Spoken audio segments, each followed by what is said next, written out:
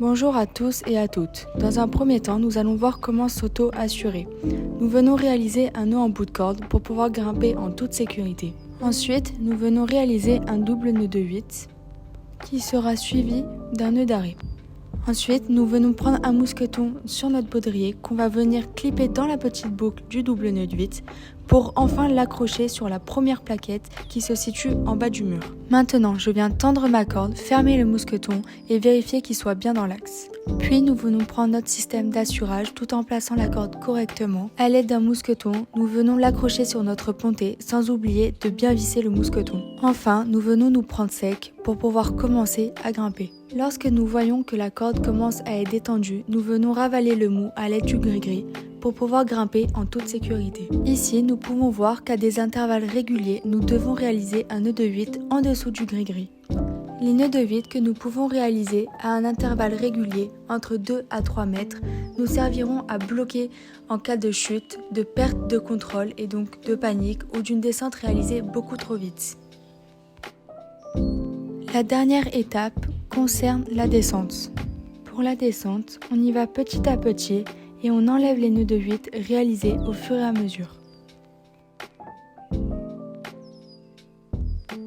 Dans une deuxième partie, nous allons voir comment réaliser une remontée à l'aide d'une poignée Jumar. Dans un premier temps, nous allons voir que nous allons installer le même dispositif que pour l'auto-assurage. Comme nous avons pu voir précédemment, nous venons clipper le mousqueton sur la plaquette en bas du mur, tout en vérifiant que notre mousqueton soit bien installé afin qu'il ne travaille pas en porte-à-faux. Maintenant, nous venons tendre la corde. Par la suite, nous pouvons donc mettre en place le système d'assurage, sans oublier de bien fermer le mousqueton une fois accroché à notre pontée. Comme nous avons pu le voir, avant toute grimpe, nous venons nous prendre sec. Je peux donc venir prendre ma poignée Jumar. Ma poignée Jumar est un système d'auto-bloquant. Pour placer ma Jumar sur la corde, j'ouvre la gouttière, je viens ensuite refermer la gouttière, puis je viens la verrouiller à l'aide d'un mousqueton. En bas de la poignée Jumar, je viens mettre un autre mousqueton. Maintenant, nous venons prendre notre sangle sur notre baudrier. Nous allons mettre la plus petite boucle de notre sangle dans le mousqueton, sans oublier de bien le fermer. Puis nous venons placer notre pied sur l'autre boucle en bas de la sangle.